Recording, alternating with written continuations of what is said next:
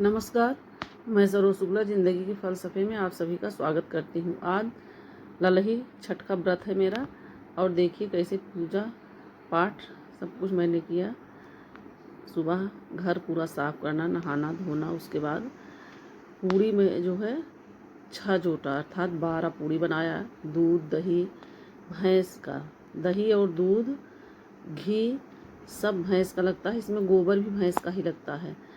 अब गाँव में तो सगरा लोग बना लेते हैं, लेकिन शहरों में हम लोग ये छूल और कुछ जो है मिट्टी में गाड़ देते हैं या तो सीमेंट का बनवा लेते हैं, उसमें छेद कर देते हैं और सामने भगोने में देखिए ये जल भर के रखा हुआ है, इसमें दूध और दही डाल दिया है।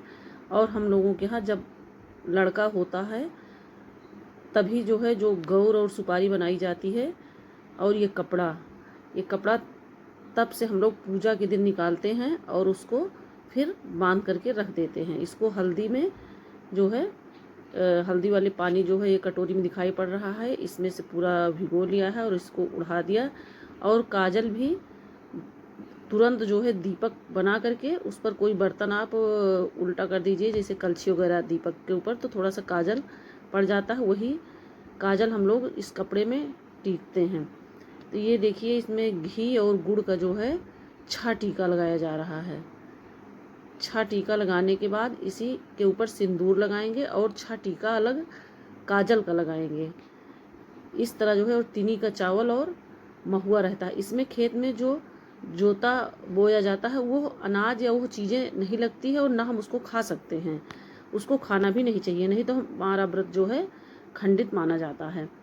ये देखिए मैं इसमें सिंदूर लगा रही हूँ उसी टीके के ऊपर, क्योंकि काजल के ऊपर सिंदूर का टीका नहीं लगाना चाहिए।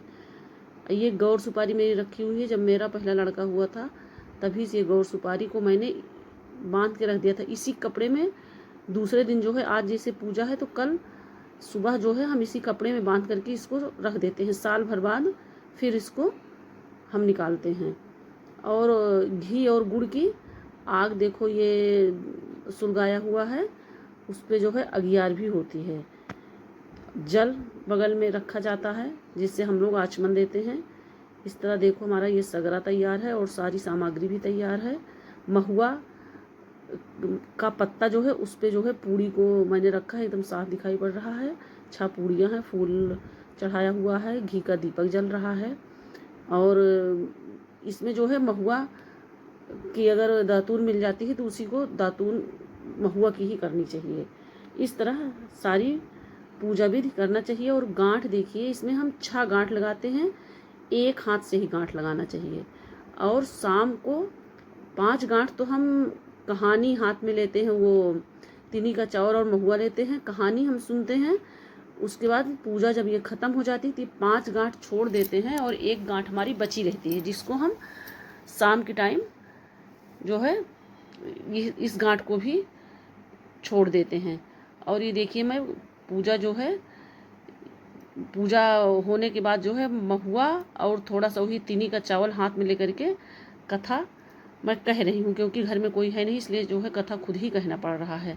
इसमें एक राजा रहते हैं और एक सगरा बनवाते हैं, उसमें पानी नहीं निकलता है। तो कुछ पंडितों से पूछते हैं कि इसमें पानी क्यों नहीं निकल रहा है। तो पहले के ज़माने में की लोकोक्ति है या जो भी आप मानिए, तो ये था कि आप अपना जो बड़ा नाती है उसको उस सगरे में डालिए तभी पानी निकलेगा। तो ये जो है राजा अपनी बहू को समझा बुझा करके उसके मायके भेजते हैं, बोलते तुम्हारे मायके में बहुत बड़ा आयोजन है और तुम अपने मायके में चली जाओ। वो बोलती है कोई घर से, मेरे मायके से तो किसी ने बताया नहीं, मैं कैसे अपने मायके चली जाऊँ। लेकिन राजा जो है कहार बुलाते हैं और डोली मंगवाते हैं, उसी से अपनी बहू को अब उसके मायके भेज देते हैं, क्योंकि खेत में जो जोता रहता है उसमें नहीं चलना चाहिए।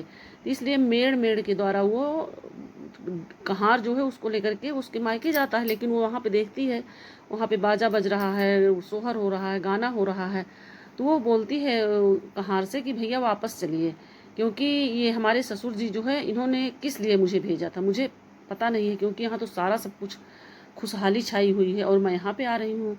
तो वो कहार और मियाना के साथ तुरंत वापस आती है और सगरा के पास पहुँचती है जब, तो देखती है सगरा में बहुत सारा पानी एकदम लहलहा रहा है। तो वो सोचती है अभी कल तक तो पानी नहीं था जब मैं जा रही थी, तो और आज सुबह भी नहीं था, लेकिन इतनी जल्दी ये पानी कहाँ से आ गया। तब देखती क्या है, उसका बच्चा जो है उसी में दिखाई पड़ रहा है, और वो छठ माता से मनौती मानती है कि माँ ये बच्चा मेरा मुझे वापस मिल जाए, जिससे कि मेरा भी कुल और वंश चले। मैं आपका ही छठी माता का व्रत विधि विधान से करूँगी, और मैं व्रत भी हूँ, इसलिए आज मेरी आप मनोकामना पूर्ण कीजिए। यह सुनकर छठ माता जो है वो बहुत द्रवित हो जाती हैं, और उसको जो है उसका बच्चा वापस मिल जाता है। तो वो घर जा कर के पूजा करती है इसी विधि विधान के साथ, और हल्दी का जो कटोरी में घोल के रखा रहता है वो सगरा में भी डाला जाता है, और उसी से हाथ में लगा करके जो बच्चा कपड़ा पहने रहता है, लड़का या लड़की जो भी है, उसके पीठ पे छापा भी मारा जाता है। इस तरह ये कहानी जो है राजा की हम लोग के यहाँ होती है। बहुत सारी कहानियाँ प्रचलित हैं, लेकिन हमारे यहाँ यूपी में अवध क्षेत्र में यही कहानी राजा वाली हम लोग कहते हैं। और इसको जो है हाथ में वही तिनी का चावल और महुआ लेकर के सुनते भी हैं। अगर आपके घर में कोई ना हो तो ये कहानी सीख करके आप अपने घर में कह सकती हैं। और देखिए आगे, ये हमारे मायके का है, ये हमारी अम्मा जी हैं, और ये गांव में कैसे सब कुछ देखिए कैसे किया जा रहा है, इसे भी आप लोग देखिए, क्योंकि मैं दोनों जगह का आप लोगों को दिखा रही हूँ। अगर आप लोगों को समझ में ना आए तो आप कमेंट करिए, पूछिए, मैं बताऊँ।